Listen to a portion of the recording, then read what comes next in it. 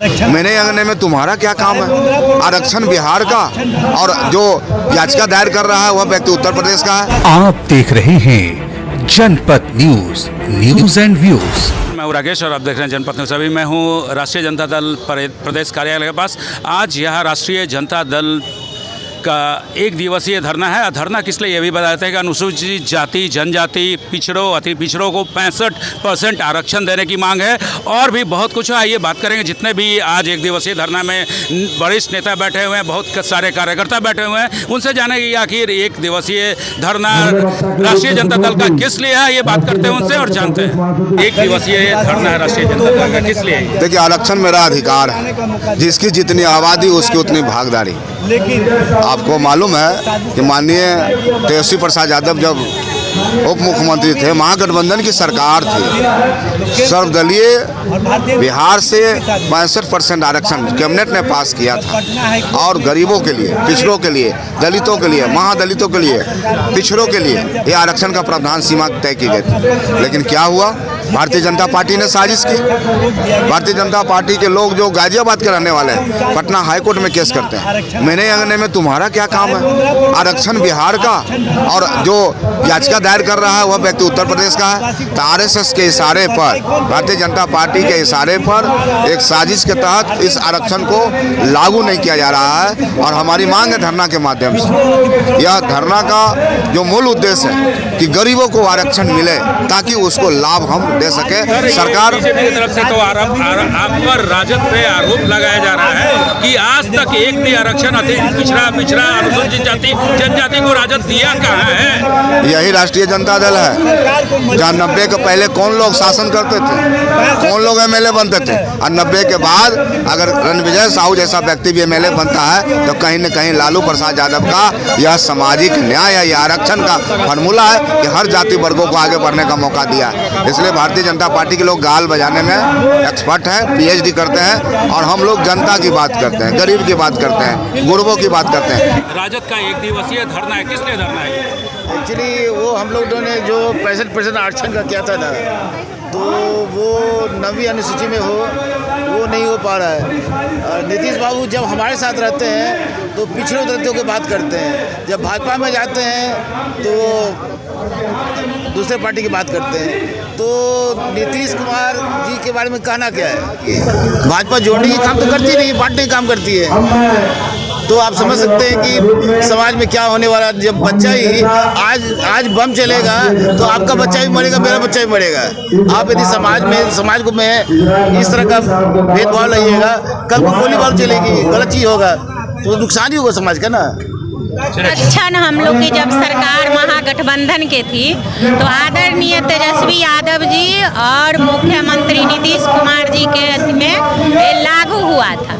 लेकिन जब नीतीश कुमार जी बीजेपी के जो गोद में जाके बैठ गए थे, आरक्षण को ख़त्म कर दिया ना। हम लोग ये आरक्षण लागू करने के लिए एक दिवसीय धरना पे बैठे हुए। जब तक ये आरक्षण लागू नहीं होगा तब तक हम लोग को सड़क से लेके सदन तक एक संघर्ष जारी रहेगा और हम लोग आरक्षण लागू करवा के रहेंगे।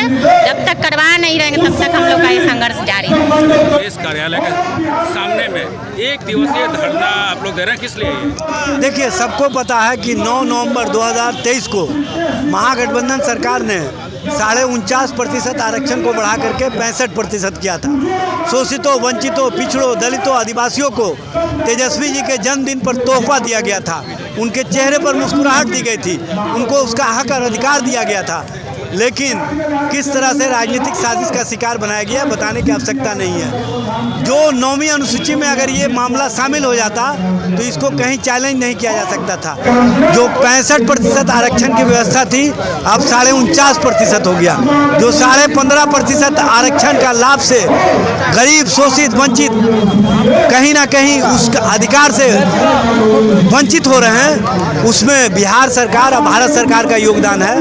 भारतीय जनता पार्टी पार्टी और जनता दल यू आरक्षण विरोधी सोच रखती है, पिछड़ा विरोधी, अति पिछड़ा विरोधी, दलित आदिवासी विरोधी सोच रखती है। इसके कारण इस तरह की स्थिति ये सर, ये विधानसभा में तो आप पे आरोप लगाया जा रहा है कि राष्ट्रीय जनता दल ने हमेशा आरक्षण के विरोधी रहे हैं और देखिए, आज तक किसी अनुसूचित जाति पिछड़ों आरक्षण नहीं दिए। देखिए, इस तरह का जो लोग बोलते हैं वो लोग स्वयं आरक्षण के विरोध में रहते हैं। जब मंडल कमीशन का रिपोर्ट लागू किया गया था तो किस तरह से कमंडल लेकर के आडवाणी पूरे देश में माहौल खराब करने का काम किए थे, पिछड़े दलित आदिवासियों के हक और अधिकार से वंचित करने का काम किए थे। ये धरना जो है हम लोग के 65% जो आरक्षण मिला था वह 9वीं सूची में लागू करे, इसलिए हम लोग धरना दे रहे हैं। तो जो केंद्र के सरकार है वह धरना खत्म, माने हम लोग के जो आरक्षण खत्म कर रही है। EWS आ सकता है, OBC जो पिछड़ा जाती है उसके लिए कुछ नहीं, और जो अगड़ा जाती है जो आगे है उसके लिए EWS आ सकता है। मगर बैकवर्ड पिछड़ा दलित के लिए आरक्षण खत्म करने का साजिश है ये बीजेपी का, अब पूरा भारत में खत्म कर रहा है। हम लोग आप लोग के माध्यम से हक और अधिकार के लिए मांग कर रहे हैं। OBC महिला के कोटे में कोटा चाहिए, यही बात हम करना चाहते हैं। ये देखिए, आरक्षण की बात है। जब हमारी सरकार थी साथ में SPG जी के साथ में, तो आरक्षण का जो है दायरा 65% करा दिया गया, लेकिन साजिश की तरह जो है कि इसको रोकवा दिया गया। आप जान लीजिए कि संविधान में लिखा हुआ है वो फंड आता है, अति पिछड़ा प्रकोष्ठ जो है और अनुदान निधि होता है, गंदी बस्ती योजना है, वो सरकार पैसा देती है काम कराने के लिए, नली गली पक्का करने के लिए, तो उससे वंचित हो जाएगा लोग। तो हम चाहते हैं कि आरक्षण जो है 65% लागू कराए। राष्ट्रीय जनता दल के सरकार ने जिसकी आबादी जितनी आबादी उतनी हिस्सेदारी के लिए 65% आरक्षण जनगणना कराकर लागू करने का काम किए थे और लगातार वैकेंसी आ रहे हैं। पिछले 5 लाख वैकेंसी तेजस्वी यादव ने दिए थे, उसमें आरक्षण लागू हुआ था और कई वैकेंसी आने वाला था, लेकिन केंद्र के भाजपा सरकार ने साजिश कर कोर्ट में केस कर इस आरक्षण को खत्म करा दिया, 65% आरक्षण को। और जब सामान्य वर्ग का आरक्षण केंद्र ने लागू किया 10%, उसके 9वीं अनुसूची में लागू कर दिया, लेकिन कहीं कोर्ट में उसका मामला नहीं बना। लेकिन जब OBC के मामला बना 65% आरक्षण का, तो उन्होंने सामंतवादी मनोवादियों ने कोर्ट में केस कर इसे आरक्षण खत्म कराने का काम किया है। हम राष्ट्रीय जनता दल बिहार के लोग यह मांग करते हैं कि बिहार में जो 65% आरक्षण जातीय गणना के बाद लागू किया गया है, उसे अविलंब लागू किया जाए। ये हकमारी हम लोग बर्दाश्त नहीं करें।